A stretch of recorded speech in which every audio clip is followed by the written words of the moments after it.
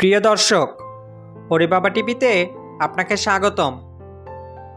বাংলাদেশে একের পর এক গণপিটুনিতে হত্যার ঘটনা ঘটছে। বিষয়টি নিয়ে নড়েচড়ে বসেছে দেশের সাধারণ মানুষ। হচ্ছে প্রতিবাদ। গত 18 সেপ্টেম্বর ঢাকা বিশ্ববিদ্যালয়ের ফজলুল হক মুসলিম হলে তোফাজ্জল হোসেন নামে এক যুবককে পিটিয়ে হত্যার ঘটনায় দেশজুড়ে তোলপাড় সৃষ্টি হয়েছে। সাধারণ মানুষ থেকে শুরু করে শোবিজ তারকারাও এ নিয়ে প্রতিবাদ জানিয়েছেন।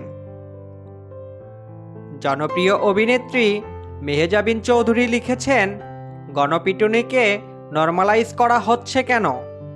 এরপর তোফাজ্জলের একটি ভিডিও শেয়ার করেছেন তিনি। মেহজাবিনের শেয়ার করা ভিডিওতে দেখা যায় হাস্যোজ্জ্বল তোফাজ্জলের জীবনের নানা মুহূর্তের ছবি ও ভিডিও। সারল্যমাখা সুন্দর হাসির মানুষটিকে হত্যার ঘটনা নাড়া দিয়েছে সবাইকে। দলমত নির্বিশেষে সবাই এ হত্যার বিচার চাইছেন।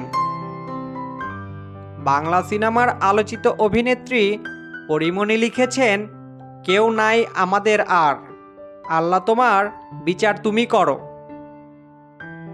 এই ঘটনায় ফেসবুকে দীর্ঘ এক স্ট্যাটাস দিয়েছেন মহানগর খ্যাত নির্মাতা আশফাক নিপুণ।